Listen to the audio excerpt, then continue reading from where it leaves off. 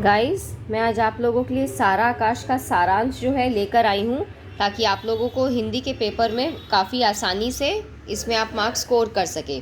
सारा आकाश राजेंद्र यादव जी द्वारा लिखित एक सामाजिक यथार्थवादी उपन्यास है। सारा आकाश की कथा मध्यम वर्गीय परिवार की है।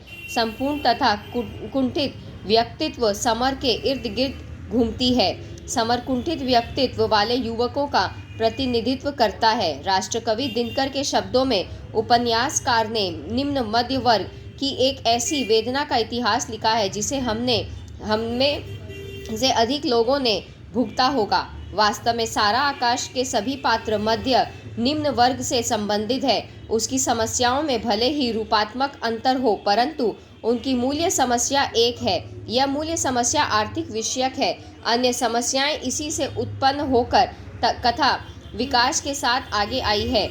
उपन्यास कथा का केंद्र है समर तथा उसका 8 सदस्यों का संयुक्त परिवार। समर, उसके माता पिता, बड़े भाई धीरज, उनकी पत्नी, 2 छोटे भाई तथा एक छोटी बहन मुन्नी। बाद में प्रभा तथा छोटा बच्चा के आ जाने पर संख्या बढ़कर 10 हो जाती है। परिवार खर्च बाबूजी के 25 रुपये मासिक पेंशन तथा बड़े भाई धीरज के 11 रुपये मासिक वेतन पर किसी तरह चल रही है। घर में समर, अमर तथा कुंवर 3 पढ़ने वाले लड़के हैं। ऐसी हालत में स्वाभाविक है कि परिवार बिना कर्ज के नहीं चल सकता है। मात्र 125 रुपये में इतने सदस्यों के लिए दोनों समय की रोटी की भी समुचित व्यवस्था नहीं हो सकती है। इसी कारण कर्ज लेकर सामान आता है और आए दिन घर में महाभारत मचा रहता है। दयनीय आर्थिक हालत, विपन्नता आदि के कारण बच्चों में कुंठा की भावना पनपना स्वाभाविक है। शोचनीय दशा के कारण बच्चों का मानसिक तथा नैतिक विकास नहीं हो पाता है।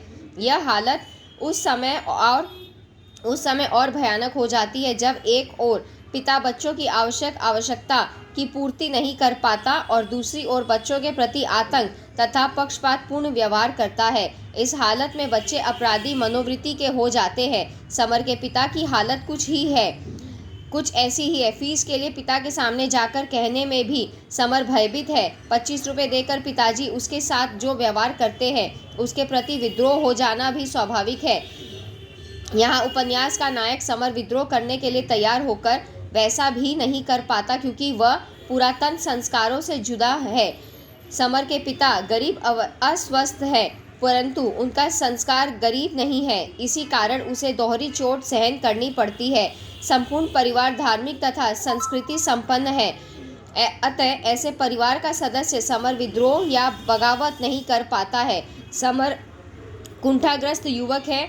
वह एमए करके प्रोफेसर बनना चाहता है, परंतु 12वीं में ही उसकी इच्छा के विपरीत उसका विवाह कर दिया जाता है। उसके सुनहले सपने तोड़ दिए जाते हैं। सुहागरात हो ही उसकी पत्नी भी उसके साथ अच्छा व्यवहार नहीं करती है। उसकी कुंठा पर एक और सघन आवरण पड़ता है। संयुक्त परिवार में एक मत और दृष्टि का अभाव है। समर तथा प्रभा की दूरी के लिए बहुत हद तक भाभी जी भी उत्तरदायित्व है। वह प्रभा के विरुद्ध निरंतर समर का कान भरती है। अपने वैवाहिक जीवन को वह संतुलित नहीं कर पाता है। भाभी जी पुत्री को जन्म देती है। परिवार में मायूसी छा जाती है। अर्थव्यवस्था चरमरा जाती है। बाबूजी सोचते हैं चलो अच्छा ही हुआ, पुत्र के नाम पर बोझ तो नहीं देना पड़ा। यह मार्मिक बिंदु है पुत्र के जन्म में की विषमता और दुर्बल अर्थव्यवस्था को लेकर। ठाकुर साहब ने अपनी पुत्री मुन्नी का विवाह मोहल्ले वालों से उलाहना के स्वर से परेशान होकर कम उम्र में ही कर दिया था। इस विवाह में उन्होंने अपनी हालत से अधिक खर्च किया था, वह भी कर्ज लेकर। उस कर्ज को वह आज तक नहीं उतार पाए थे। आशा थी कि समर की शादी में दहेज पाकर उसे चुका देंगे, परंतु ऐसा कुछ नहीं हुआ। जर्जर अर्थव्यवस्था को ठीक करने के लिए ठाकुर का कहना उचित ही है कि समर पढ़ाई लिखाई छोड़कर नौकरी करे और घर को संभाले। समर की नौकरी लगते ही उनकी आशा बंध गई, परंतु 1 माह बाद वेतन न पाने के कारण समर ने उसे छोड़ दिया। ऐसी हालत में समर की कुंठा और प्रबल हो उठती है। उसकी कुंठा उस समय चरम सीमा पर पहुंच जाती है जब उसकी मां प्रभा को चूड़ियां पहनाने लगती है। यह परिवार के प्रति उसका भयानक किंतु मौन आक्रोश था। इसी के बाद पिताजी द्वारा मार खाना, मुन्नी की मौत का समाचार सुनना उसके जीवन को विषम बना देता है और वह अलक्षित अंधकार में खो जाता है। यहाँ समर का आक्रोश उल्लेखनीय है।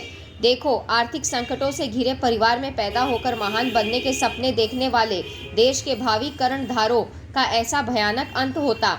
लानत है ऐसे प्रजातंत्र पर जहां आदमी सिर्फ जानवरों की तरह हर समय अपना पेट भर सकने की तरकीबें ही ढूंढता रहता है। इस प्रकार हम इस निष्कर्ष पर आते हैं कि उपन्यास की कथा यथार्थवादी अनुभूति के साथ विकसित होती है और भयानक यथार्थ के बाद उसका अंत होता है। यह कथा सामाजिक यथार्थवाद को पूर्ण स्वरूप चित्रित करने में पूर्णतः समर्थ है।